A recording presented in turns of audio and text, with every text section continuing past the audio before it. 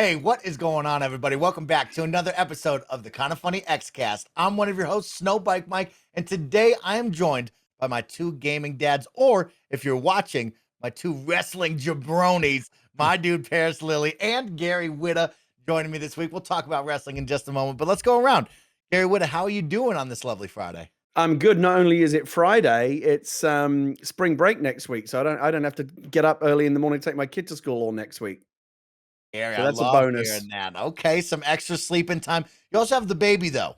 And you said I'm last still week getting you were up waking early up for the early. baby, but at least don't have to run around making my 9-year-old's breakfast and getting her to school on time, and I don't have to pick her up from school all next week either. So I'm looking. We're going to play some video. I'm going to try and have a quiet week next week. One of the benefits of working from home, being my own boss, is if I want to give myself a day off or a half day, I can. So we're going to try to play some video games over the spring break holiday. That's great, Gary. That's awesome to hear. And you got Kirby right around the corner right It now. just dropping showed up. today, I got my so copy today. Just showed up from there Amazon. you go. Maybe you two can jump into some co-op Kirby. I like that. By the way, Mike, how do you like Tell me. that fantasy pick of mine? Killing it in the reviews. Gary, you had me worried. Okay, you had a couple of crazy picks. You had me worried. You're coming around, Gary, and I'm liking Coming that. through We're turning because around. Kirby is getting like 9, 10 out of 10, 5 out of 5s across the board. It's doing great. It's looking really good. Of course, as Barrett brings up the scores right now, we are looking good, team. It's great to Look see at this. Parris on the board. I'm on the board. Gary has made a huge turnaround after getting smacked in the mouth with the counter pick. Yeah. You're back positive, Gary, and that's all we could ask for. So great job, team, all around. I'm really proud of us on our fantasy picks. Look at right Miller now. propping us all up down at the bottom there, sucking it up. He stinks is right. And of course, Gary, I have to just point out one more thing. You've crossed 8 million users over on Loodle. You've changed up the formula with Loodle 2.0. We did. And you broke me, Gary. You went to 6 letters and you broke us on the KindaFunny morning show on the Monday. I cannot believe you did. Oh, did you play it on the morning show? We did. Oh, I'll have to go check out the clip. Yeah, we're 8.3 million now. It keeps growing. Something like 16 million monthly I'm told that monthly page views is the metric you're supposed to pay attention to. We have 16 million monthly page views, which is very good. And yeah, we decided it'd be fun to kind of add some 6-letter words, give us some more flexibility with the dictionary. And yeah, we just did a whole cosmetic facelift, some new features. It's good. It's good. We're still having a lot of fun with it 2 months in. Really quick to go back to the Fantasy Critic League, because I also watched this with a hawk eye, just because I love seeing the competition here. After the crunching numbers here, right, because it's all a team-based score right now, the Xcast team is at 98.8 points. And the PS I Love You team is at 67 points. Oh, we're crushing it! Up 30 points. And what really did it was, Whitta having Kirby, but Blessing was also the one who counterpicked Kirby. So he had a good amount of points that he lost a bunch, I think, because he lost like 15 points because of that. So I'm telling you, it's easy to sound smart after the fact, but I just had a feeling about that Kirby game, man. And I got to say, actually surpassed I thought it would do really good. I didn't know it was going to. I mean, I actually wasn't planning on buying it. I went in and grabbed it after I saw how good the reviews were. Yeah, because it looks like it really is a fun time. It'll actually be my first Kirby game. We're having a killer month of March, of course. Destiny 2 with the Witch Queen. Then we look at Gary with Kirby and a Memoir Blue. Parris is going to finish out the month. He had Tunic, and now we're coming up on Weird West. So, Parris, we're looking good. You're leading this team with all of us to victory, which I like. Parris, let's check in. What's up, homie? How are you this week? No, I'm good. My kids are actually already on spring break, so my week has been chaos. And next week will be chaos as well as we try to keep them entertained. Plus, it was my youngest. It was her birthday this week, so I now have a 12-year-old. My 12-year-old is my youngest, so I'm getting old. but yeah, overall good week. I know we'll get into it during the show and everything, but yeah, it's funny you brought up Tunic because that was my last minute stealth pick because I saw you. I'm going to lose Stalker 2. Because it's not going to come out this year, obviously, with everything happening in Ukraine. So I'm not expecting that to come out this year. So I really hope next week, or actually this week, as people are listening to this, Weird West will come out. So hopefully that will review pretty high. And I got Breath of the Wild 2, knock on wood. It comes out here. On wood. in 2022. Did anyone have Suicide Squad? Because that's the other one that officially got pushed this week, right? You have Suicide Squad. I had Suicide Squad. Okay, all right. Yeah. And your thing with Memoir Blue, it doesn't seem to have enough reviews to give you points right now. We'll see if that improves though. Are the reviews that are in good reviews though? Because I haven't had a chance to follow up on that yet. I'll go check. Take a look, Barrett. Yeah. I know that Greg here, Kinda Funny, he did a short TikTok review for all of us up on the social media sites, and he gave it a 3 out of 5. He liked it, but at the same time, he felt like it was missing something there. So it looks like a 3 out of 5, a good game. We're hoping for more. And if Weird West pays off for you, Parris, it'll double pay off because, again, that is another game that has been counterpicked, and I think that was counterpicked look at that. by Greg. Yeah. See? So if you really get good points down on that, then he loses even more, and then y'all are just going to be running away with the lead there. Yeah, little cross promotion. I hopped on PS I Love You XOXO this week along with Lucy James because she's kind of been, I don't want to say the spokesperson, but she's been hosting a lot of the streams for Weird West. So we both hopped on there and was talking about the game. So I think Greg saw that we were pretty excited about it. Or she was excited about it anyways, and decided to hop on the train. So we'll see. I'm really looking forward to it coming out next week. I think it's going to be fantastic. Oh, good. We got. And it's on Game Pass too, which is great. So definitely go check it out when it comes out. Right now on OpenCritic, A Memoir Blue has only 2 reviews. One gave it an 8 out of 10, and the other one wasn't even a scored review. It was recommended. So I think you need at least 4 reviews. So we'll see if those pop up in the next couple weeks. Oh, okay. Well, you know what? We'll hope for the best right there with that. But guys, I have something fun to show you. Okay, I want to start off this episode with something fun. And I know you both saw it last night on Twitter, but as you know, our fearless leader Greg Miller loves wrestling. He loves anything that has to do with wrestling, and he was really excited about the launch of WWE 2K.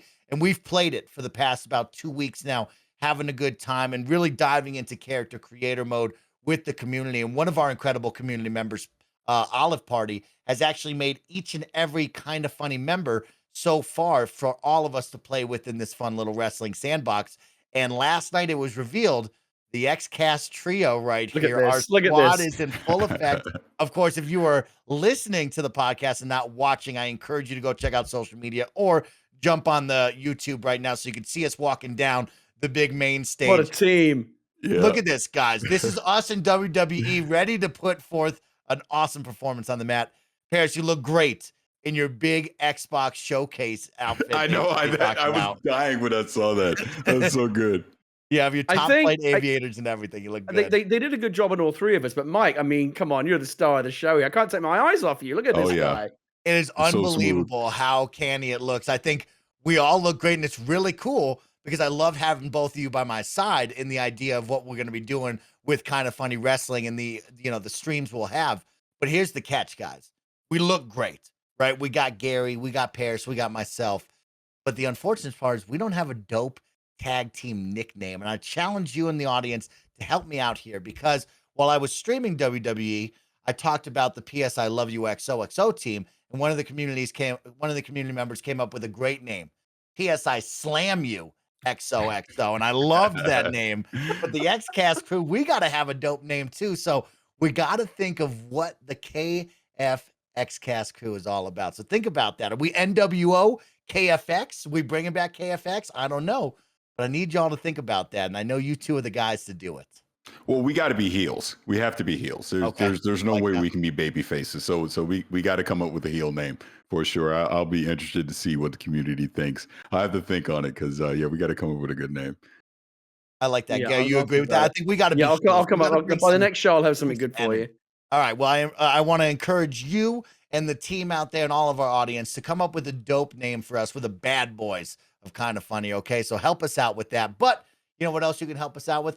Sitting back, relaxing, and enjoying this week's episode of the Kinda Funny Xcast because we got a lot to talk about, like the games we've been playing. Halo, the series, episode 1 is now out. And of course, we know more about Kim Swift and her team with the cloud gaming spot coming up really soon. But let's jump into it because this is the Kinda Funny Xcast. We post each and every Saturday at 6 a.m. West Coast, Best Coast time on youtube.com/KindaFunnyGames, roosterteeth.com, and of course on podcast services around the globe. Don't forget, we are now Epic Games partners, which means you can use our creator code anytime you're buying V-Bucks over in Fortnite, if you're upgrading your look in Rocket League, or maybe you're buying a new game on the Epic Games Store. Please use our Epic creator code at checkout. KindaFunny. It's no additional cost to you, and it's a great way to support the team here at KindaFunny. And also, talking about support, we'd like to thank our Patreon producers for the month of March who go out and support us over on Patreon. Remember, you can support the team on Patreon in a multitude of ways with different tiers, different levels. Some levels allow you to write into the show. Some levels allow you to watch and listen to the podcast live and without ads. Or, of course, you can become a Patreon producer and have your name read out right on time, just like this. Gordon McGuire, Fargo Brady, Prinksky, Dan Golden Spider B, Tyler Ross, Delaney Twinning, First Responder ND, Julian the Gluten-Free Gamer, James Hastings, and Casey Andrews. Thank you all so much for your support on Patreon. This week, the KindaFunny Xcast is brought to you by Cuts Clothing, Lumen Skin, and Honey. But myself and the team will talk to you all about that a little bit later. Guys, let's kick it off with what you've been playing lately, because I always love checking out what's in your console, what you've been up to. Gary, you said you've been playing. What you been playing? Yeah, this past weekend, I made a real effort to clear some time for myself and play some games, because I hadn't had. I mentioned on the last show that I was on, I just hadn't had a chance to play anything lately, and the backlog was just getting longer and longer, and I had to do something, and there were some games I really wanted to get to. So last weekend, I bounced around. Let me think, a bunch of stuff. So I checked out Shredders. Yes. Want to know what you think of it, Mike? Because I see you've been playing it a bit on stream. It did not hit me the way I wanted it to hit me. Gary, I think I knew that coming in, that it might not hit you the same way. I know you and I, when we talk about snowboarding games, you kind of want more of the arcadey, fun, amped up experience, whether that be amped or SSX. For me, I think this is a great game, Gary. This is exactly what I wanted out of a snowboard game. And I think the team over at Foam Punch really added in a lot of incredible touches and features to make this game go to the next level for me, whether it be the mechanics of the actual snowboarding. The replay system, I think, is super dope. I love the snowmobile and the wench system that they put in. Multiplayer's working really well. Of course, you have real brands and gears and pros. Like, this snowboarding game, Gary, is probably my favorite snowboarding game ever. I think it's great, Gary. I think it's great. I played it for a couple of hours. I liked the vibe. I thought it was funny when the guy busted out the little miniature version of himself that stands on his hand. I was like, okay, all right, I can get with this kind of comedy. That looks pretty funny to me. My kid was actually enjoying playing it. She was pulling off some tricks and some spins and stuff and rail grinds, and I can see it. I think, to be fair to Shredders, I mention this all the time. Every snowboarding game that comes along inevitably gets compared to the way that SSX3 made me feel back in the day. And nothing, I'm never going to have that recipe again. Nothing's ever going to make me feel that way. And so there's always this kind of like unfair comparison that happens. But no, it didn't grab me. And there was a bunch of other stuff I wanted to play last weekend. So I gave it a couple of hours and then moved on to the next thing. Spent a good amount of time with Tunic, which I really, really enjoyed. Definitely got those, it's very, very Zelda, right? Like, I'm not even a Zelda expert, and even I can tell that it's basically a Zelda game, like an old school Zelda game. And I started to worry that I got stuck in like the first couple of hours. I couldn't figure out a way to like get to the next area. And I said to Leah, like, is this game like just like really, really difficult to figure out, or do I just suck at games? She said, let me have a try. She started a new game and immediately found her way through the area that I was stuck in. But no, I'm really, really enjoying it. I don't know, Parris, if you agree, but I get a little bit of a Death's Door vibe from it. It has that kind of vibe to it, like, fighting bosses and, exploration, that kind of isometric feel to it. It's very, very cute. I like that it doesn't hold your hand too much. You literally have to collect the pages of the instruction manual, and how a lot of the stuff is kind of, encoded in that runic language. You just have to kind of like figure out things as you go. I think for people that like to discover, I wonder if this is almost like a new trend. Maybe it's an accident, but it's interesting. Elden Ring and this game came out, obviously very different types of games, but they also take similar approaches in that we're not gonna fill the screen up with like guides and waypoints and things to kind of hold your hand. Like, we're gonna drop you in this world and you're gonna figure it out as you go and kind of peel back the layers of the onion. Maybe that's a new trend in game design. I don't know, but it's interesting. And once I got the hang of it, I liked it a lot, and I definitely want to play it some more. I think it's got a very, very cute vibe to it.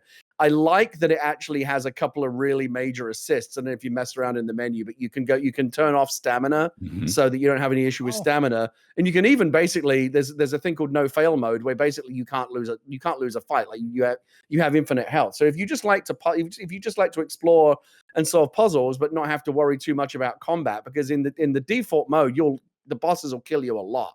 Like even the mini bosses, like you'll keep getting sent back to the start.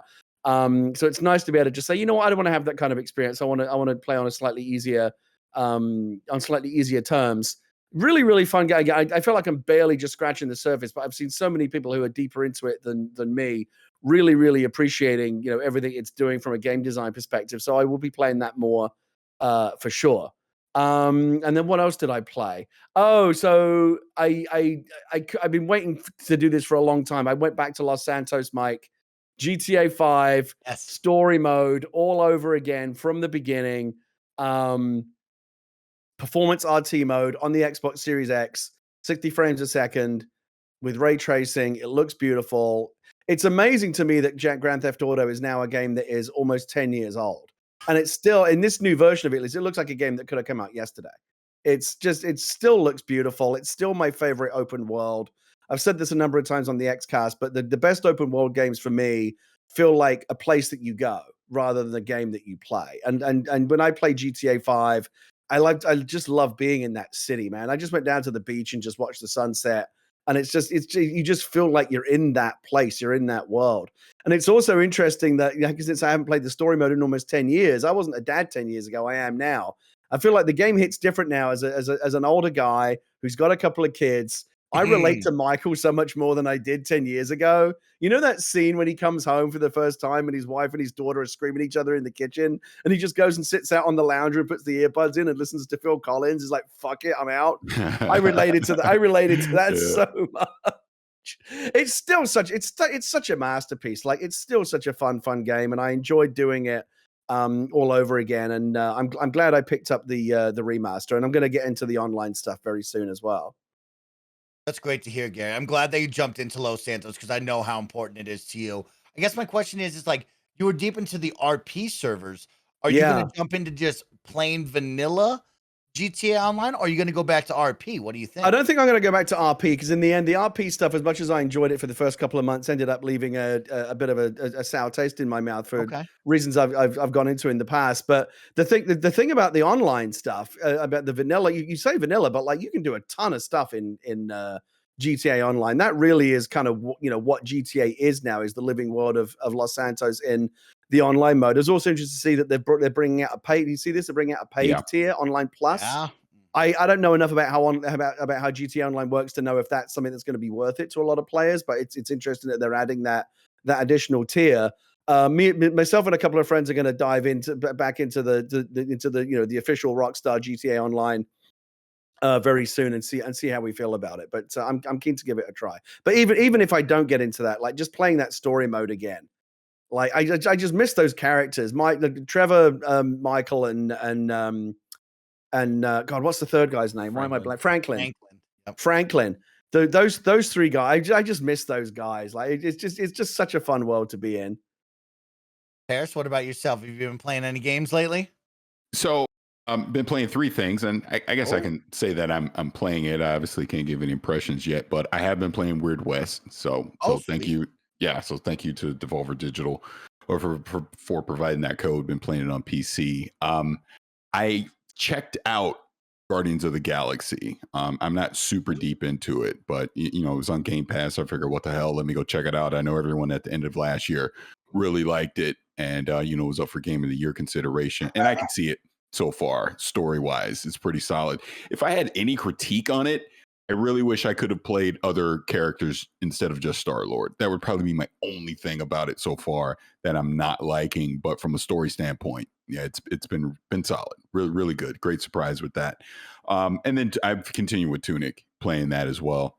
Just everything like Gary was already saying. I'm really loving it. Some fun boss encounters in there as well. Kind of like I even said last week, this really takes me back to Zelda Link to the Past, Link's Awakening, games like that. And like you said, Gary, it has a Death's Door vibe to it, but not exactly like Death's Door. So that's good. But I'm in agreement with you.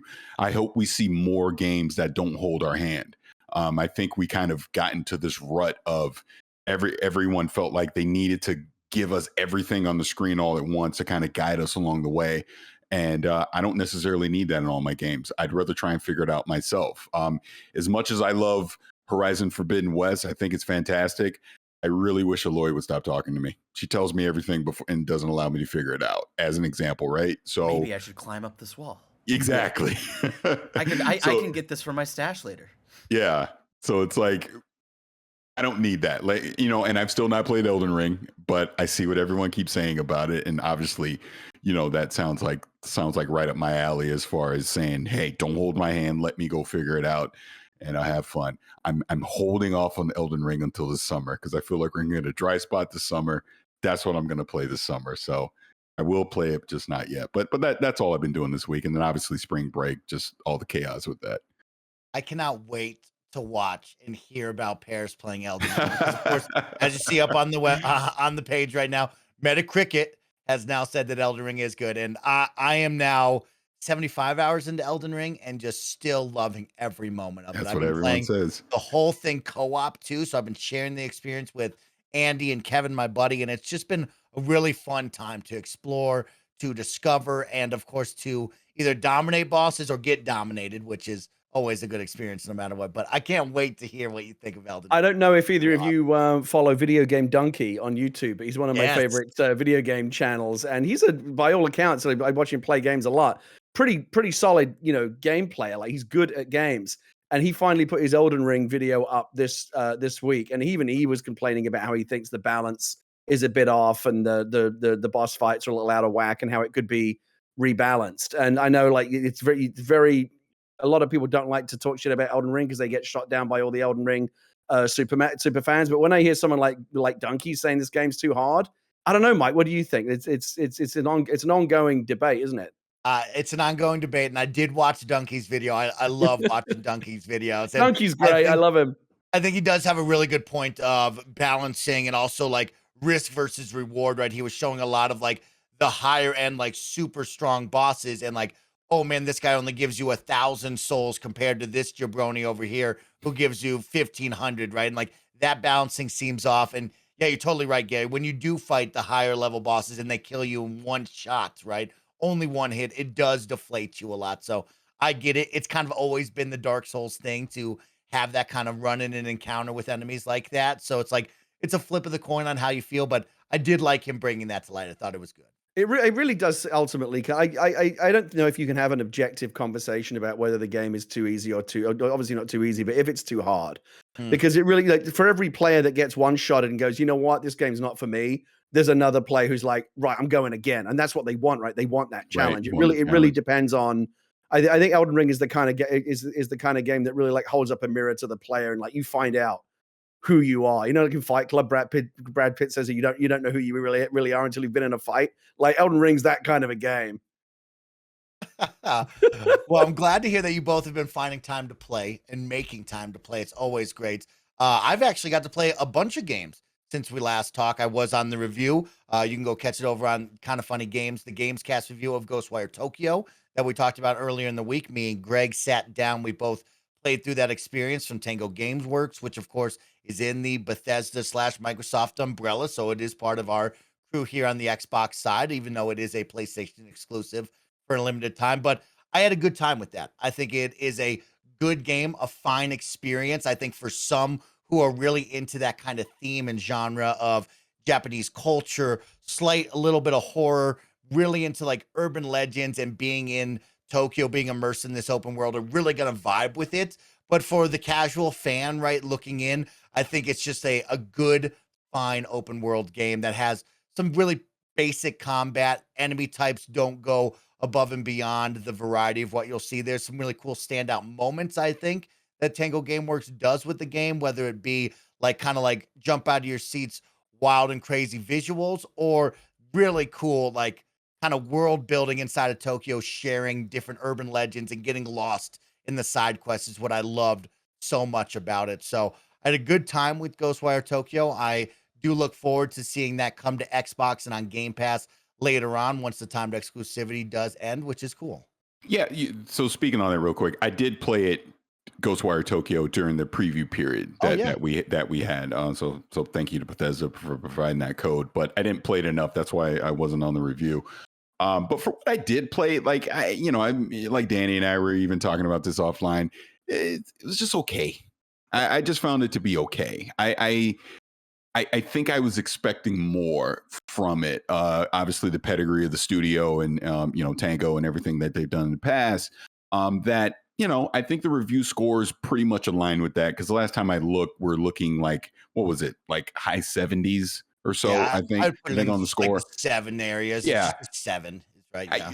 Like it's not terrible. It's just not the greatest thing. I thought, kind of like you're saying, even with some of the combat and the enemies, it was just like, okay, you're not really doing anything new here or stand out, so to speak. I think the world that obviously they've created here with Tokyo is beautiful. Don't get me wrong on that. But I felt like there's so many other things I wanted to play that were distracting me. It wasn't something that was truly grabbing my attention.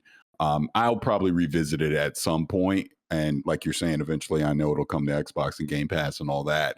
But I don't know. I just think I was expecting a little more for it. So good 7 out of 10 game in my opinion.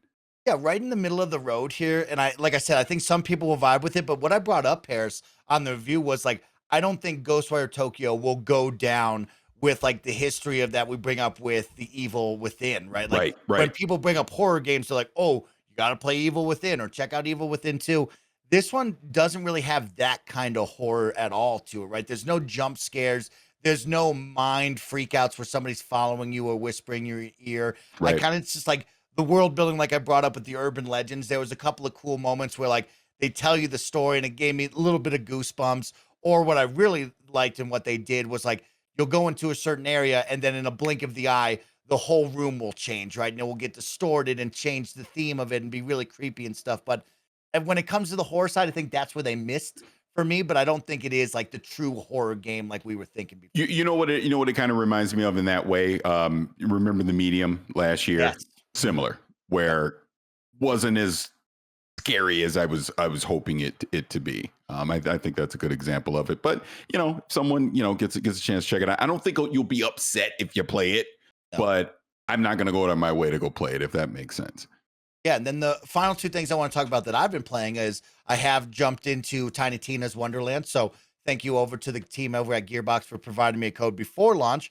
Putting about 11 hours now into the game from pre-launch to today when it launched out there. And I actually really like Tiny Tina's Wonderlands. This is a game that I think we all know the formula of Borderlands. Nothing has changed about that. It's just set in a fun fantasy, Dungeons and Dragons, bunkers and badasses, as Tiny Tina calls it, world. And I think that's what gets me to reconnect with the Borderlands formula, because I am happy that we've stepped into this fantasy world. I am happy that we've moved away from the Mad Max post-apocalyptic desert wasteland that we've been in for so long.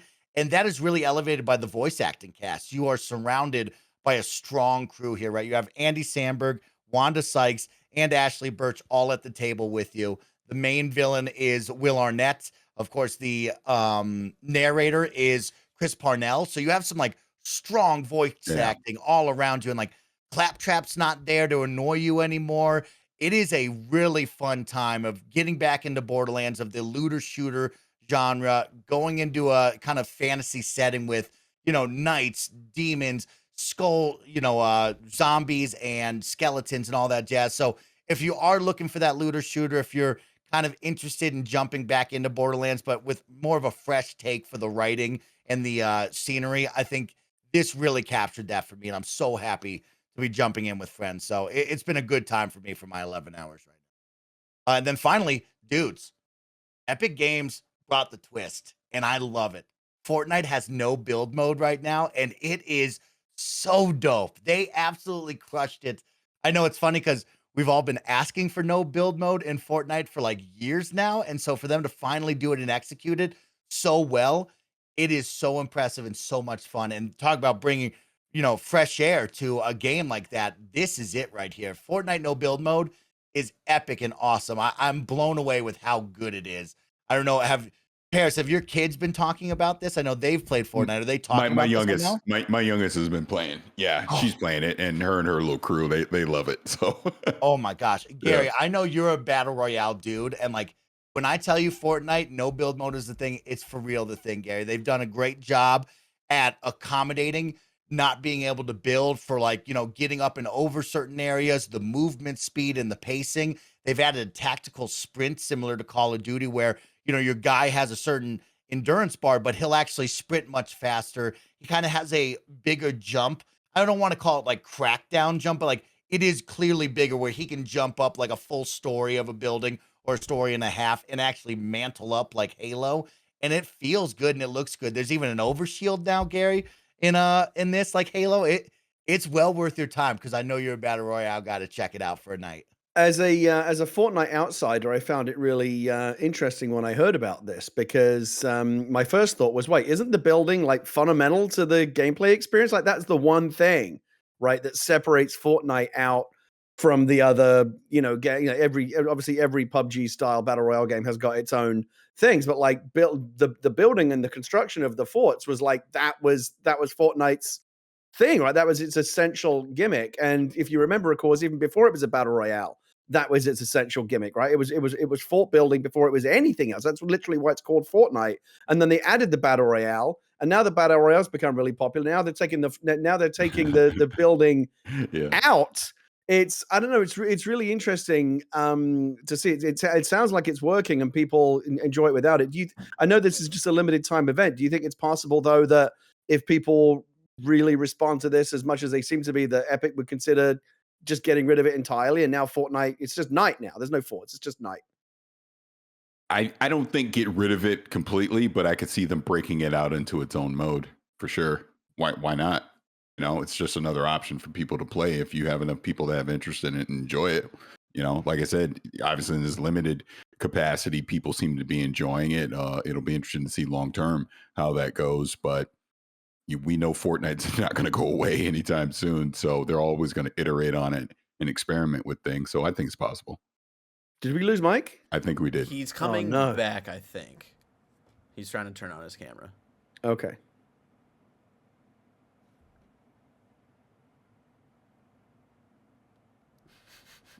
No, he's not. No. All right. There he is. There you go. Woo. Discord sometimes just likes to pop you in and out of things. Yeah. I'm back now though.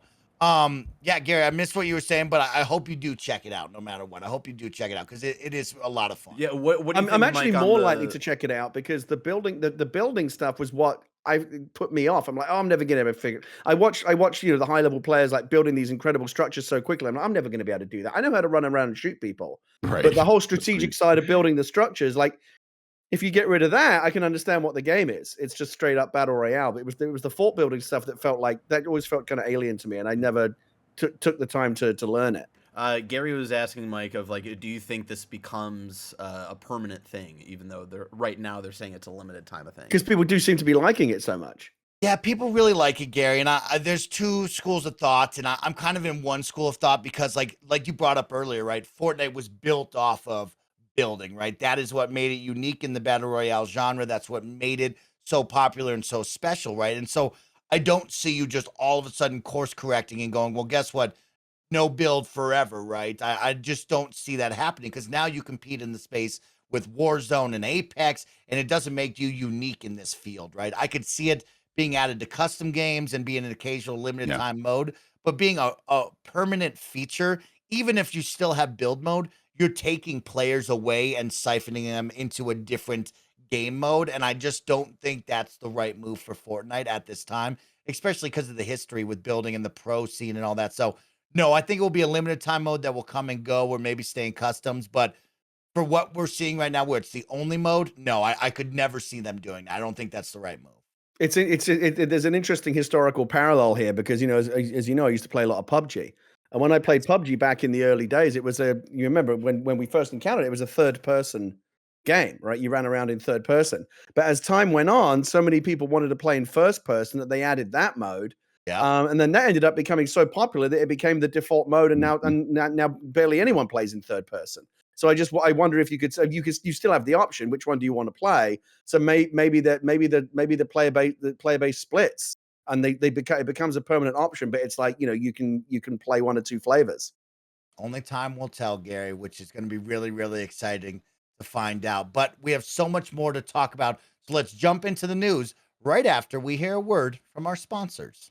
All right, guys, let's talk about skincare. If your skincare routine is basically you washing your face in the shower with that one shower gel you've been using since high school, then it's time to level up your skincare game. But thanks to Lumen, you can drop that bottle of 3-in-1 and start using products that actually take care of your skin. All their products aim to help with those stubborn acne scars, under-eye dark circles, wrinkles, sun damage, dry skin, oily skin, and more. Starting with Lumen is easy. All you have to do is take their 2-minute quiz on their website, and they'll tell you exactly what routine is best for you based on your skincare needs. Plus, all their products are made using only natural ingredients that actually work. Guys, I swear, skincare shouldn't be that complicated thing we dread doing, and thanks to Lumen, it's simple. It takes you less than 90 seconds of your day. It's easy, and you'll have skin as smooth as Kevin Coelho's shaved cheeks. Level up your skincare game with Lumen Skin today. Go to lumenskin.com/kindafunny to get your free trial of Lumen's products. That's LUMIN skin.com/kindafunny to get your free trial of Lumen's products. That's lumenskin.com/kindafunny. This, of course, is one of my favorite sponsors of all time. It's Honey, ladies and gentlemen. When you're shopping online, it's easy to save money on your iPhone or computer.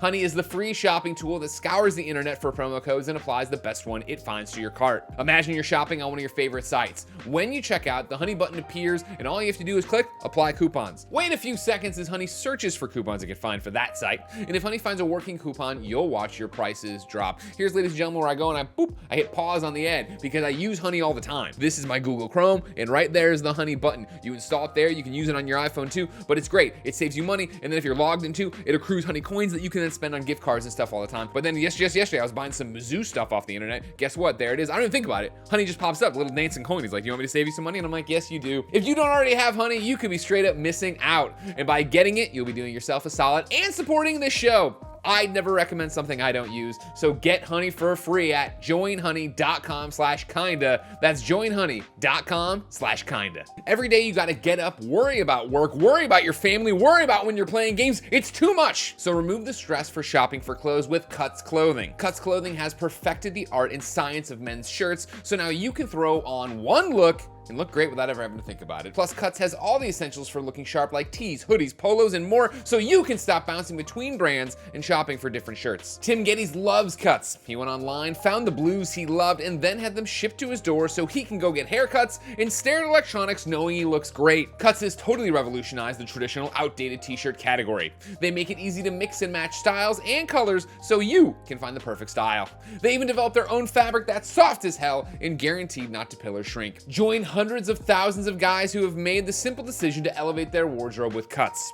Get 15% off your first order by going to cutsclothing.com/kindafunny. That's CUTS clothing.com/kindafunny for 15% off the only shirt worth wearing. All right, everybody, welcome back. We've had a good week, a kind of slow week. We've had a lot of GDC talks, which is very, very fun to see. Game developers being celebrated, of course, coming together down in sunny San Francisco to share all of their thoughts, their learnings with each other, and to celebrate each other and all the cool things they do. And we've seen Xbox participating in that. But also, we also finally have Halo, the series. Episode 1 is now live after years of waiting. The series television show is finally out, and it's wild because, Parris, you, me, and Gary, we've been talking about it, right? Xbox fans have been talking about it for years. It's crazy to be like, well, it's here.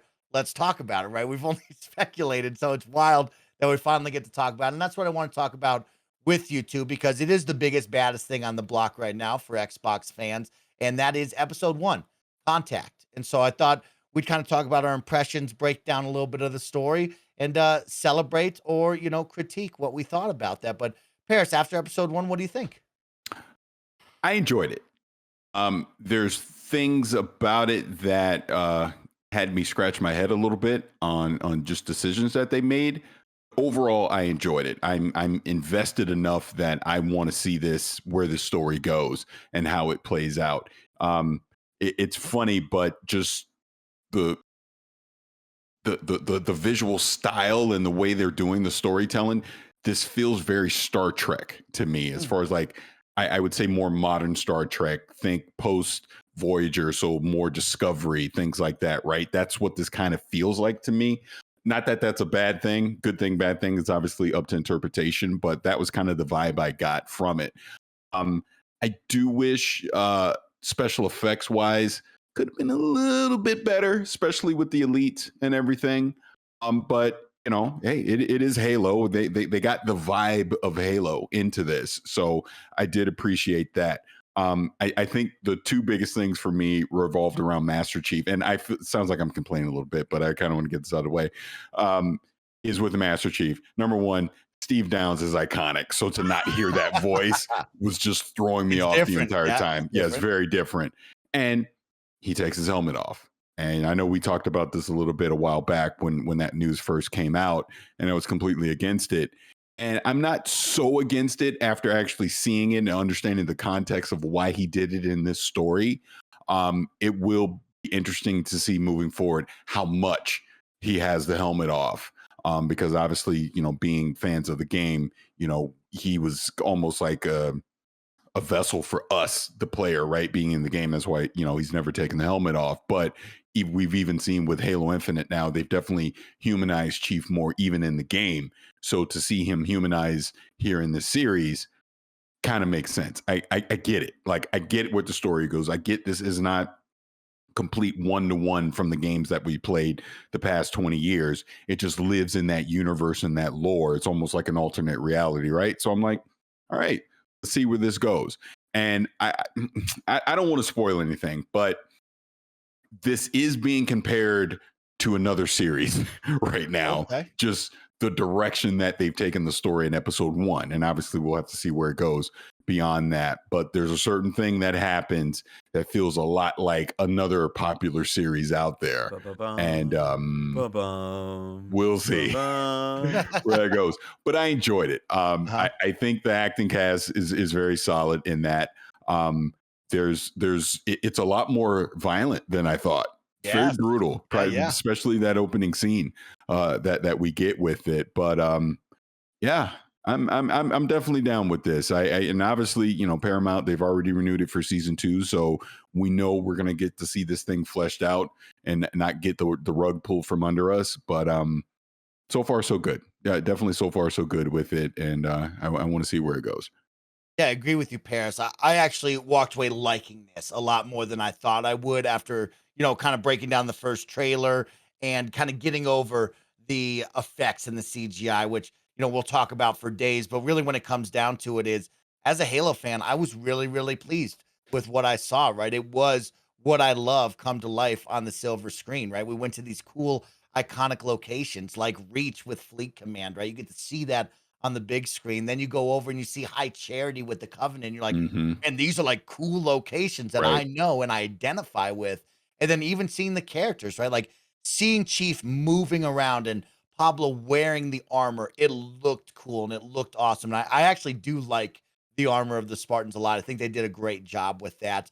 And, you know, we could talk about the CGI, but in all honesty, seeing those elites just so badass running around the first 20 minutes was like, okay, this is exciting and fun. And even seeing the High Prophet and getting that zoom in and going, wow, he actually does look good. Like, this is exciting stuff. I was really pleased as a Halo fan of like getting to see the things that I love come to life on such a big stage, right? Like, we'll talk about budget, all that later on. But in all honesty, seeing it on this big Paramount Plus TV show that was supposed to be Showtime, whatever, it's fun and engaging. And it's not a fan film. It's really cool. And I really liked it walking out of it. I think, like you said, the first 20 minutes were a shift I don't think anybody was ready for, right? To all of a sudden get really violent and bloody and gory.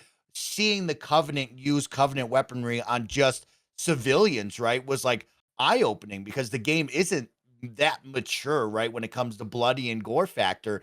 And so to see people getting ripped apart, it was like, oh, wow, this is wild and fun and engaging.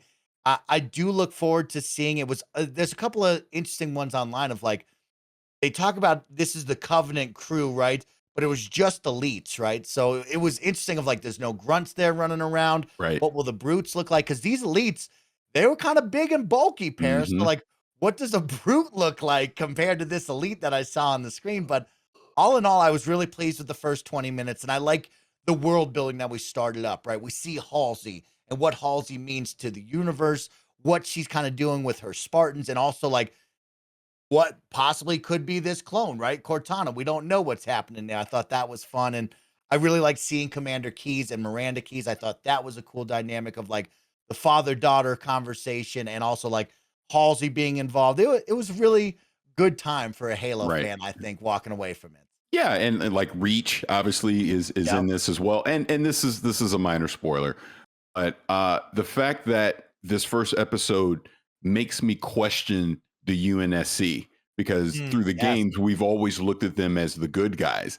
Now you have to second guess that. And this is where I say I'm invested in the story, because I want to see how that plays out throughout the story. So, yeah, I mean, as far as sci-fi goes, taking a game that we've obviously loved for the past 20 years and finally having it come to the screen, is fun. I'll tell the story really quick. So was this 2014? This might have been E3 2014, 2015, up in there somewhere. But Danny and I, Godfrey, we're behind closed doors at the Xbox booth. And, you do all the appointments and everything. And we're kind of just sitting there in the waiting room. And Aisha Tyler is there, right? She's, actress, comedian. She's hosted a lot of Ubisoft stuff during the E3 time, but she's there as well. And she's sitting there. And then all of a sudden, Steven Spielberg walks in, and those two start talking about because remember back then they were going to do the Halo series and all that stuff back then. And she's literally talking to Steven Spielberg about the Halo series.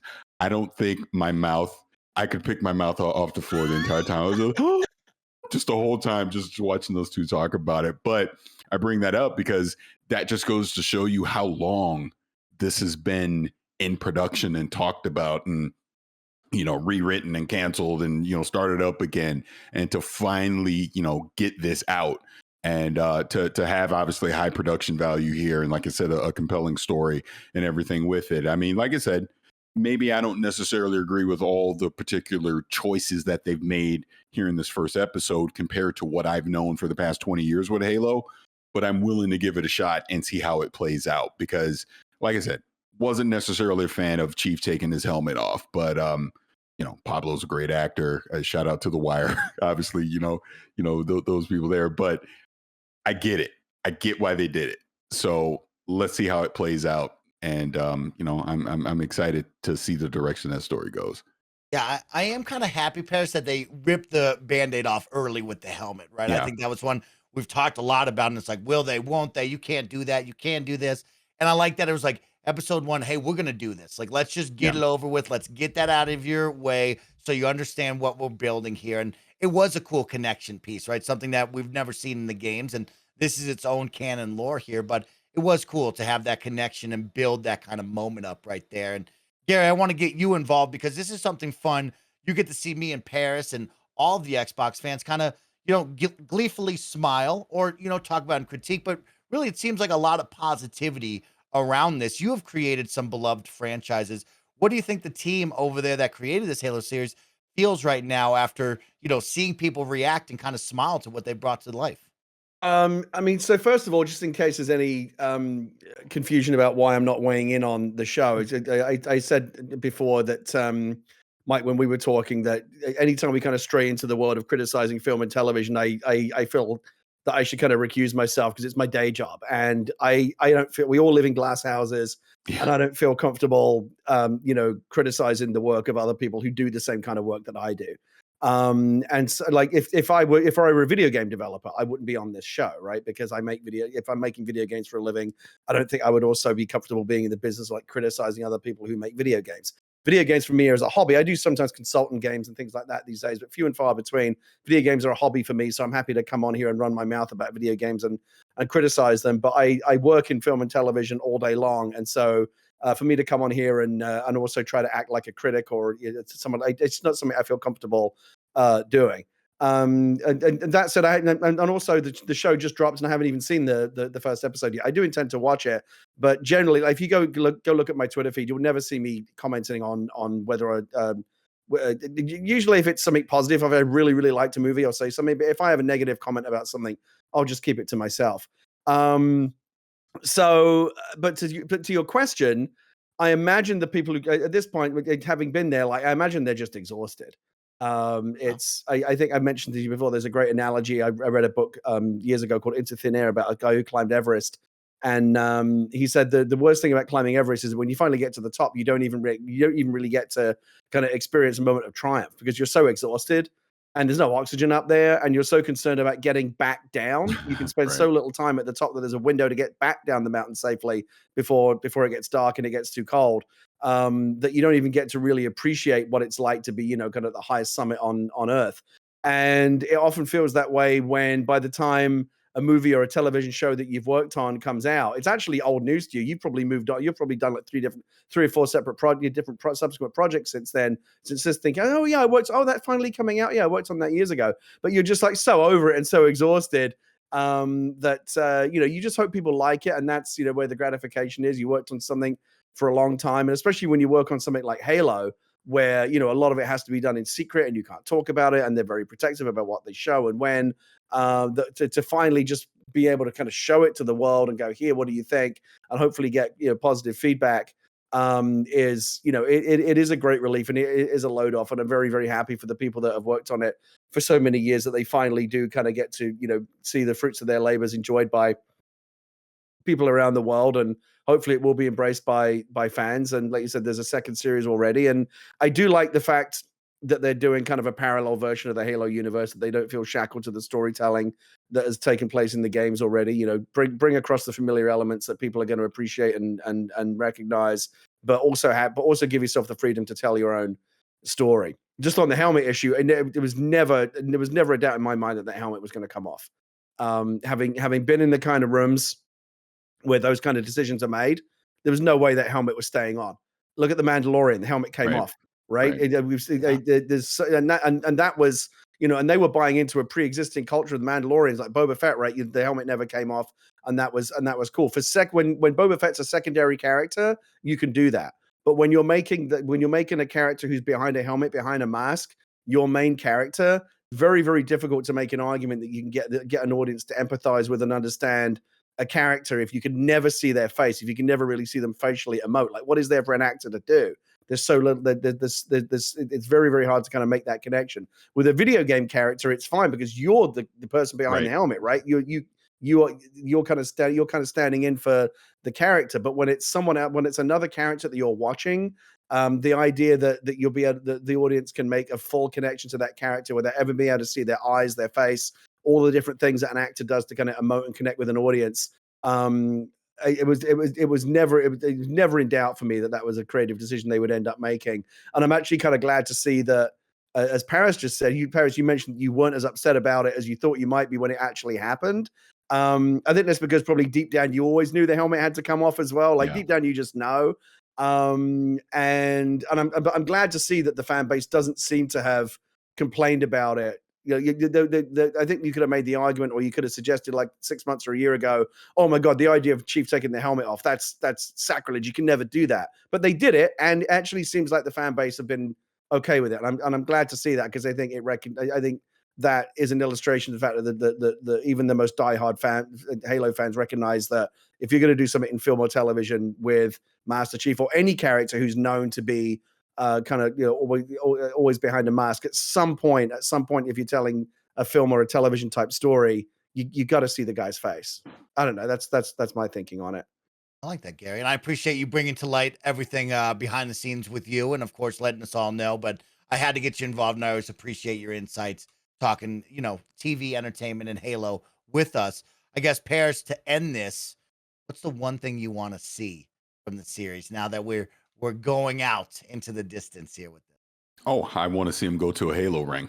Yes. That's what I want to see. If I had to guesstimate what's going to happen, probably in season 1, you probably end season 1 with them finally getting to a Halo ring.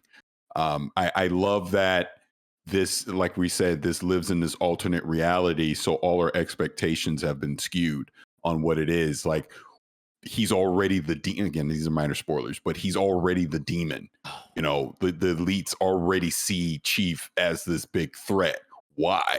we know from the games he's considered the demon because of what he did in the events of Halo Combat Evolved, but that hasn't happened yet in this universe. So why is he the demon, to the Covenant already? So like I said, I'm excited to see that. Obviously we know Cortana and Halsey and Miranda Keys and her father, all that stuff plays into this. How are they going to mix all this and pay homage to the games at the same time? So that excites me to see how they're going to do it. So like I said, it's different.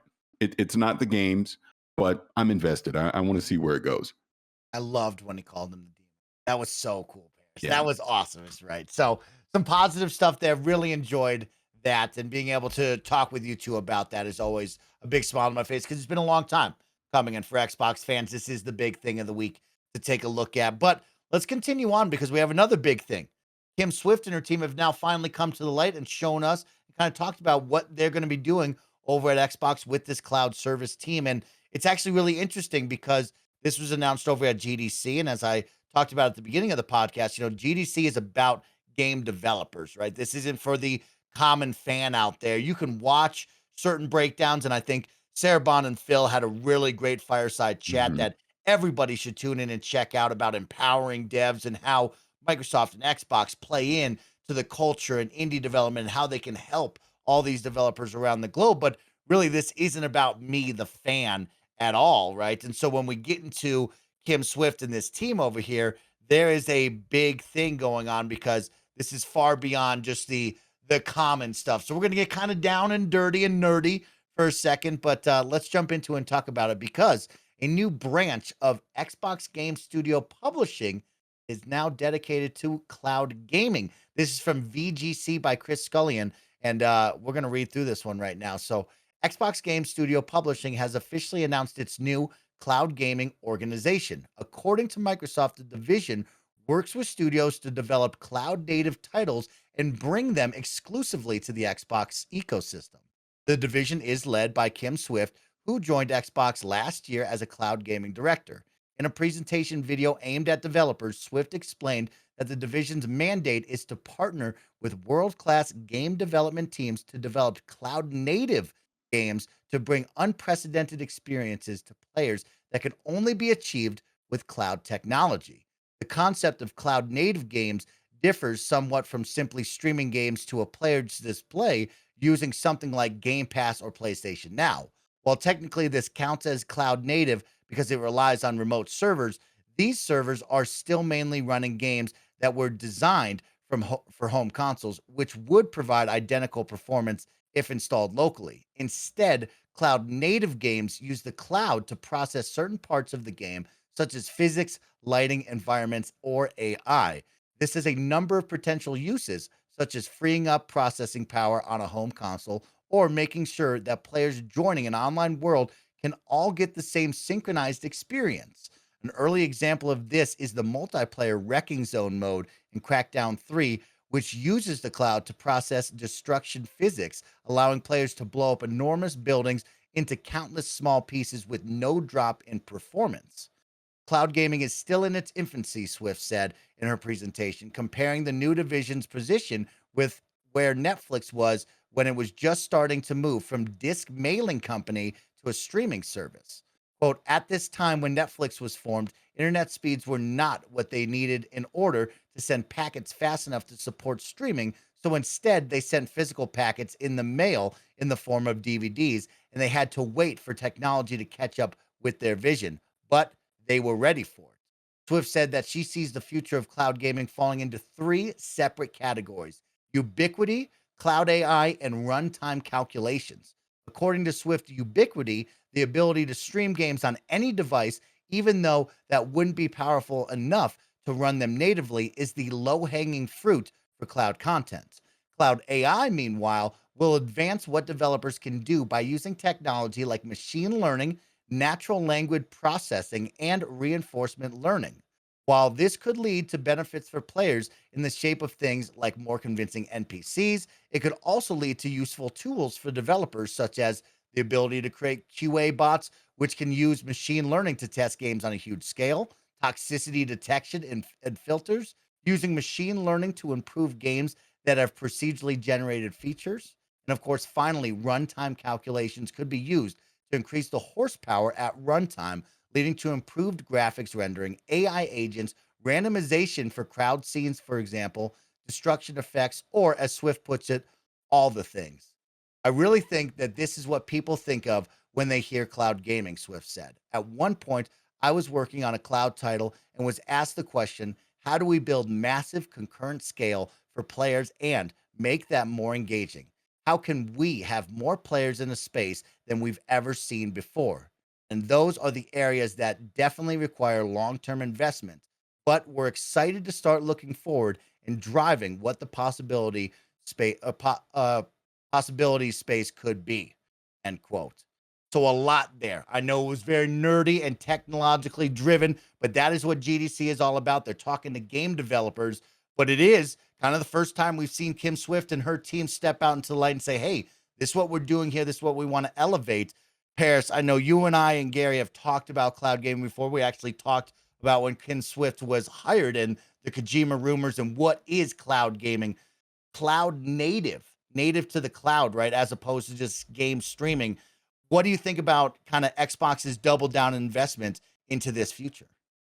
Before I answer that, I want to double back to last week. And I want to say that Catherine Gluckstein, I hope I'm saying that last name correctly. She's the head of product and strategy for Xbox Cloud Gaming. She was the one that tweeted out about the work that they did to get cloud gaming on the Steam Deck, right, through the Edge browser. Just want to say her name because last week I couldn't remember it. So just putting that out there. So going to what you're talking about here with Kim Swift, it's exciting. This is everything that I've been talking about. That look, it's inevitable that we're going to get to this point with cloud gaming. It's going to happen as the infrastructure continues to build up, as broadband speeds, get faster, latency drops. Cloud gaming is going to become more of a reality. So the fact that Xbox is starting now to work on cloud native games, or at least partner with developers on cloud native games, like we said before, the Kojima rumors, all that, it just makes sense because this is where it's going. People don't even realize cloud gaming has already infiltrated games that we play right now. Halo Infinite takes advantage of it as an example. Flight Simulator takes a huge advantage of it as another example. And we're going to see more and more of these as we go along. And we're going to get to the point where there's going to be games that we're going to play that can only happen through cloud gaming because of all the computation and AI and machine learning, everything that's happening up in the cloud that you simply cannot replicate at a local level. So it's going to happen. And I'm excited about it. It's not going to be reality today. It's not going to take away from the games and the experiences we have today. But let's have that conversation 5 years from now. Let's have that conversation 7 years from now. You're going to start to see experiences that simply cannot happen on local hardware. And it's exciting because that's the whole point of gaming. It's giving us new experiences. And of course, Microsoft with Azure and everything that they're doing, it just makes sense that they dedicate a division of Xbox to work on that and pioneer that and lead the way on it. We assume that Google was going to do it with Stadia, but clearly they're not at this point. So I do think Microsoft is the next best option as we go into the future as far as cloud gaming goes. Yeah, huge fan of it. I love new, nerdy, gadgety, technological things. So to see cloud gaming and to see Kim Swift lead this initiative is fantastic. Okay, you're a man that's been in the games industry for a long time, and you've seen technology evolve, and you've seen companies that have adjusted and evolved with them. You've seen companies that have probably stayed ancient and gone by the wayside because they weren't at the forefront of these. When you think of cloud, I mean, you and I talk about WoW and this big, giant, persistent world, right? Does this get you excited, and is this the right move in your mind for Microsoft to be doing? First of all, as soon as I saw that Kim Swift was involved in this, I immediately, knew that this was something to take seriously. Kim's one of the people in the world of making games that I admire the most. She's one of the few people on the planet that can legitimately say, without me, Portal doesn't exist, and that's no small boast. She helped create one of the greatest games ever made. And I'm really glad that she's there at Valve and that she's doing really interesting stuff. And just what you were talking about and what Parris was kind of adding to is really, really interesting in terms of kind of, I think, expanding our thinking about what cloud gaming means and can mean. I think, you know, what Kim describes as the low-hanging fruit is that kind of one-dimensional, easy to imagine way that we've always thought of as cloud gaming. Well, you know, so the game's basically being all the work's being done on the server side, and it's just the game's essentially just being streamed to your TV at home. And yeah, when we think about cloud gaming, you know, playing, you know, Death's Door on your phone or whatever, or streaming a game on Stadia, like that's what we think of as cloud gaming, right? But I think what is more interesting is this kind of hybrid model that we're already starting to see in games like Flight Simulator, and I think we're going to start to see more of, where the cloud, what can be done in the cloud is basically augmenting what's also being done on your local hardware. And so I think that's really, really interesting. And I think what that's going to lead us to kind of come to see more and more of the norm is the idea that what is, you know, the game that you're experiencing on your screen is that experience is no longer limited by the amount of compute power that you happen to have locally in your living room. It's going to help, and it's still probably going to be the basis of it. But, you know, designers now and programmers can start thinking about in terms of like what kind of tasks, what kind of rendering, what kind of computations, what kind of things does it make sense to offload to the cloud and take some of the pressure off the local hardware, so that when you add what's being done in the cloud to what's being done locally on your Series X or whatever it is you might have under your TV, that's, you no longer have to think about, you know, how much hardware you're buying in the next console that you buy. I think, you know, the kind of hardware that ships in the box that you take home and unbox on day one, that's going to mean less and less, because what the cloud can do in terms of augmenting stuff computationally, in terms of rendering, in terms of machine learning, in terms of AI, it's going to go beyond, you know, you're no longer limited by what's locally in the box. And I think that's going to be really, I think that's going to be the really interesting area. The sky's the limit, I think, over the next 10 years in terms of seeing just how much the cloud can do in terms of augmenting what the Xbox or the PlayStation that you have under your TV is already doing locally. Gary and Parris, I want to kind of loop this into the next one, right? Because we're celebrating 9 years of ID at Xbox, right? And the team kind of shared some stats with that. They talked about a couple of milestones that they hit. Of course, over on the Xbox Wire, they said that the ID at Xbox program has now paid out over $2.5 billion in revenue for indie developers since its creation. They've worked with over 4,600 different developers across 94 countries. When you see programs like this, whether it be ID at Xbox, but then the evolution that Microsoft wants to be at the forefront at and help game developers maybe work and create their games and also publish their games, is this creating that ecosystem that really fosters a positive spot for the both of you when you think about this? Is this what we want to see in the future? I would say so. Yeah, absolutely. It was great to see those numbers. It's going to show that, you know, Xbox has helped to put a spotlight on indie titles and to create awareness to them. People are obviously engaging with them and buying those games and playing them.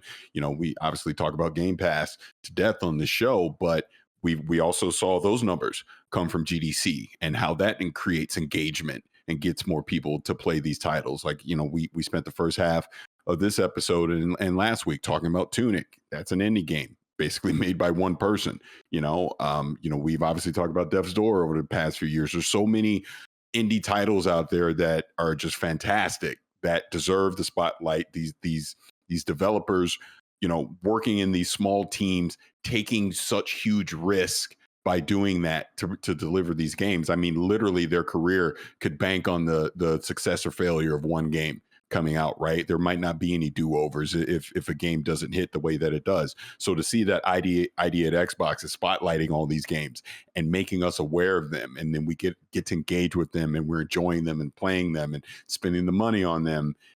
They're, you know, the developers are the ones that profit from this, and they can fund the next project so they can try the next game idea that they want to make. Yeah, it's great. Yeah, absolutely. I love seeing that when that news came out.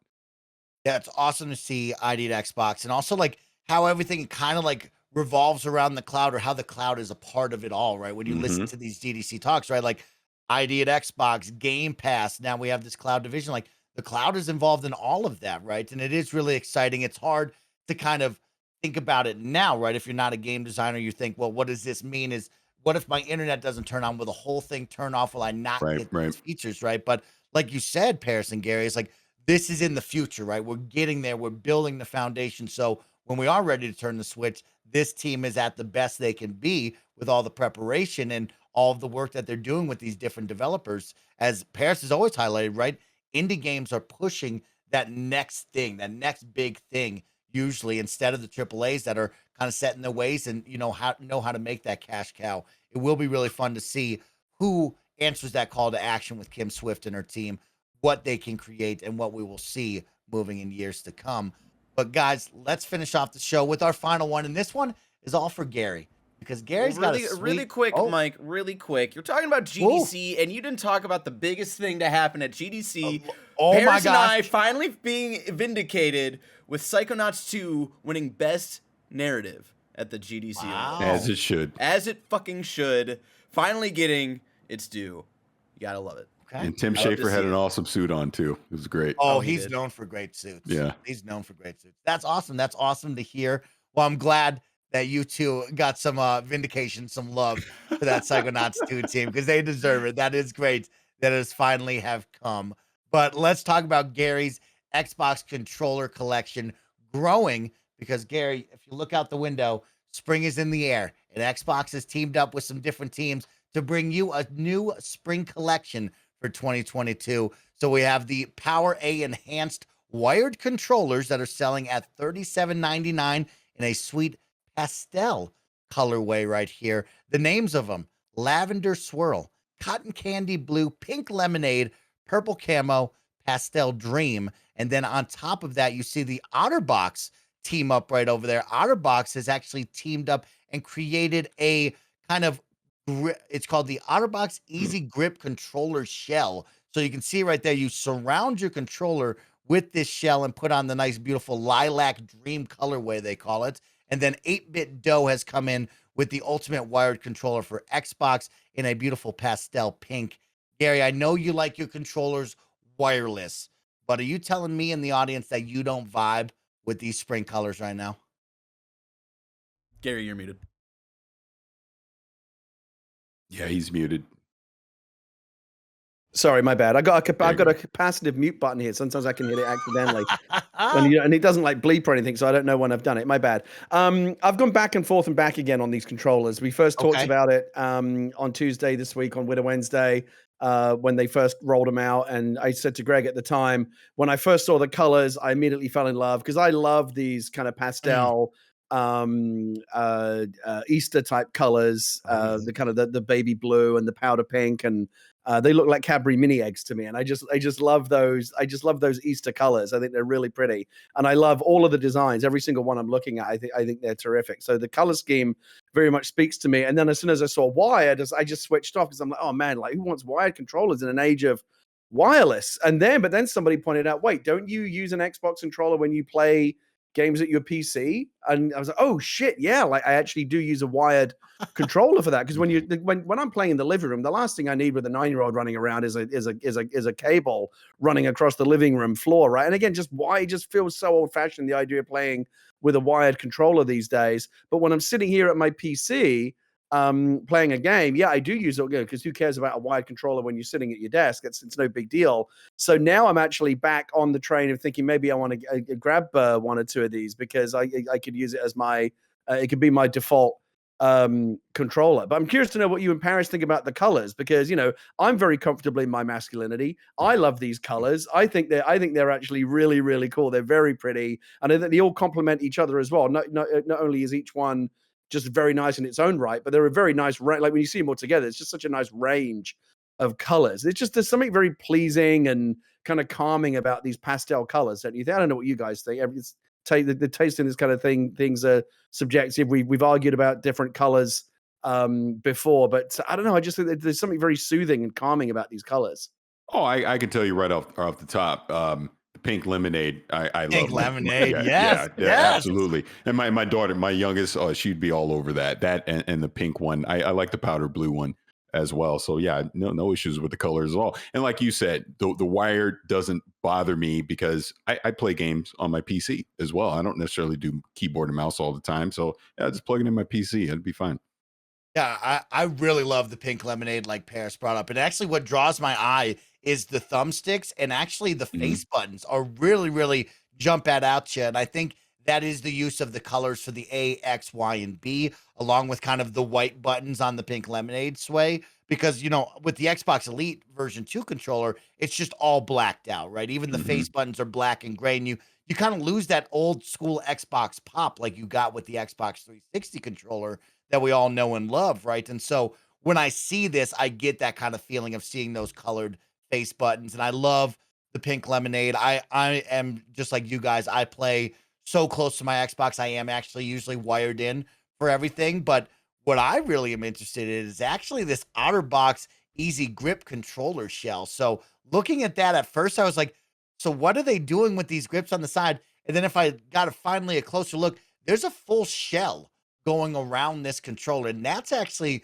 something that interests me, not because I drop my controllers a lot, but more on like the form factor. Does that actually feel good? Does that add like an extra layer where your fingers aren't fully grasping the face buttons or the thumbsticks the way you want? Like when I saw that and I looked at it up close on their website, I was kind of more intrigued of like, will this work? What is the idea behind this? Because I'm also somebody, Parris, that's not just Gronkowski spiking my controller all the time. So I don't know why I need this. It's very interesting to me. But guys, I was going to say I like what I like about this is if you again, wired is just not something I'm going to use in most situations, but for this is a nice way to add like a nice little pastel, Easter spring accent to an existing wired controller. I can see this fitting very well on the on the white, the Series S style controller. And so just as kind of like a side issue, that I can see this working very well in terms of like I would want to know how it feels. If it has the kind of rubberized type feel that it looks like it has, I can just rather than giving an existing controller a cosmetic refresh, if it adds something more kind of rubberized and grippy to the feel, just from a practical point of view, I could see myself being up for that as well. You know that Horizon controller that I complained about so much when I first saw it, the yellow and pink one with the kind of the splashy. I love that one that you just absolutely doo-dooed on me for. Yeah, I hated it. I hated it when I first saw it, but they sent me one. And I got it. The funny, it's actually now my go-to controller. It's the one I reach for first. Not because I like the design, but because of that thing they did when they added that steering wheel grip material on the underside. It feels so good. It makes me wish that all controllers had that feel to it. And so I love that kind of like that kind of whatever it is, like a pleather or a kind of a fake leather kind of vibe that they had. But it really does. I got to assume it's the exact same material they really do use on steering wheels in cars because it feels exactly like it, and it's such a good feel for a controller. I know they did it as a one-off gimmick for the Horizon controller, but it makes me wish that like if I could buy that as like an add-on grip for other controllers, I would do it in an instant because I love the way it feels. Now you bring up controller feel. Now Gary, there's some controllers that were also revealed this week, Mike, and I'm just saying like. Do we think the fuzzy? Oh, now yes, Sonic. Now we got to think that will these. be a better controller feel to really get you in the gamer mood here. Yeah, do you want the Cookie Monster? These are contest prizes only, right? They're not going to market these. Okay, correct. So these are, if you aren't watching the show, I'll give you the description. This is the special Sonic 2 the movie giveaway that is currently happening right now. There's 2 separate sweepstakes. You can get a custom Xbox Series S in black, which is very, very cool, with Sonic and Knuckles on the front along with a golden ring. And then these 2 specialty controllers that actually have fur on them. And if you're listening and not watching, yes, it's like touching Cookie Monster. Looks like Elmo and Cookie Monster, yeah. Or red, yeah. So Gary Whitta, are we grabbing these, you and I, after getting a face full of Cheetos? What are we doing? I mean, here? obviously, all the conversation has been about like just how much those are going to collect germs and be filthy within a because you're sweating when you use a controller. They're going to be gross really, really quickly. I feel like whoever wins these, if they're smart, they will just put them on a shelf and just have them as kind of decorative conversation pieces. Maybe you play a game once just for the fun of it and then put it away. Unless the only thing I can think of, like they could actually, if you could take the cover off and like throw it in the washing machine, that's one thing. But if it's actually kind of like stuck on the controller, then no, I imagine there's no way to take it off the controller. No, it's the gamer equivalent of having like a fuzzy toilet cover seat. Like it's just like what? Like I understand it, but I don't like it. No. I don't like it. Parris, what do you think of these? You like these? No, no. From the No, second I saw it, absolute no. for everything that you've already said, all having children, all I was like, this is a germ nightmare. That's all this is. Like you said, Gary, put it up on a shelf, look at it, but don't touch it. Conversation piece. But listen, there's a reason they're not selling these, right? This is a marketing ploy. And mission successful. Here we are talking about it. Exactly. They got us to talk about it. Now, so you can enter into the sweepstakes and win them. The Series S with the, where you have the Sonic ring on it. Yeah. I'm down with that. I think that's pretty dope. But the controllers, no thanks.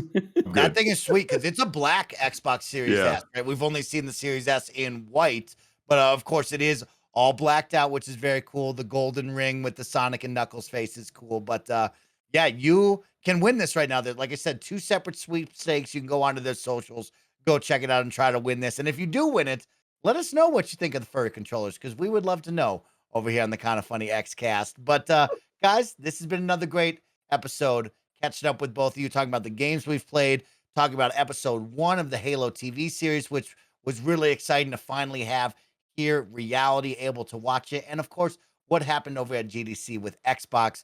Guys, I'm always pleased to be with you too. Please think about what our wrestling tag team trio name would be, because we're bad boys, all right? We're the heels. Think about it. Parris, Lily, what's one dope thing you want to tell the people before we get out of here?